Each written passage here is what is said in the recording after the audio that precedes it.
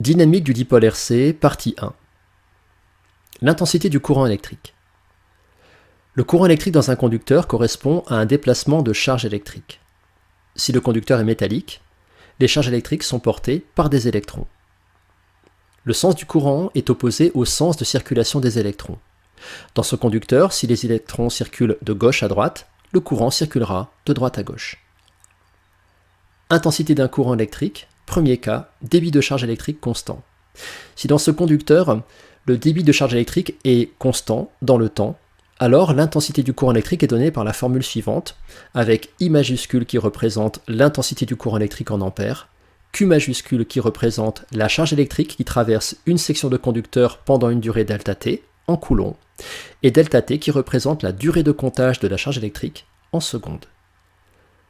Dans le deuxième cas, si le débit de charge électrique est variable, c'est-à-dire que le débit va changer au cours du temps à travers la section de conducteur, alors l'intensité est donnée par cette relation. Cette fois-ci, I est représenté par une lettre minuscule, ce qui signifie que l'intensité du courant électrique varie dans le temps. La charge électrique est représentée par le terme dQ qui correspond à une très petite charge électrique traversant une section de conducteur pendant une très courte durée, dt. On remarque que dans cette expression, I de t correspond à la dérivée de la charge électrique par rapport au temps. Le modèle du condensateur. Constitution du condensateur. Le condensateur est constitué de deux surfaces conductrices qu'on appelle les armatures, séparées par un isolant électrique, le diélectrique. Dans un circuit électrique, on va représenter le condensateur par ce symbole. Charge du condensateur et capacité. Voici un condensateur avec une armature A et une armature B branchées sur un circuit électrique qui permet de faire circuler un courant. Ce courant arrive sur l'armature A, ce qui signifie que depuis l'armature A, des électrons vont partir pour aller vers l'armature B.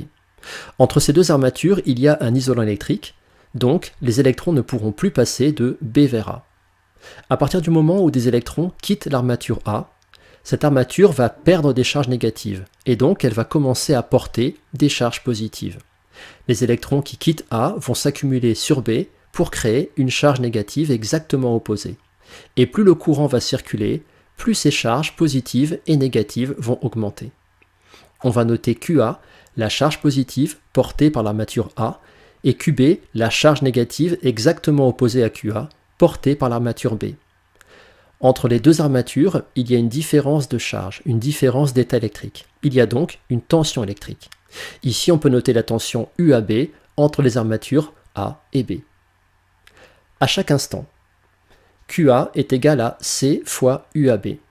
QA est en coulomb, UAB est en volts, et C représente la capacité du condensateur en farad. On retiendra que, pour une même tension appliquée à ces bornes, plus C est grande, plus la charge du condensateur est importante. La capacité C augmente avec la surface en regard des armatures et si la distance entre ces armatures diminue. Ainsi, voici trois condensateurs. Entre le premier et le deuxième, la surface en regard des armatures augmente.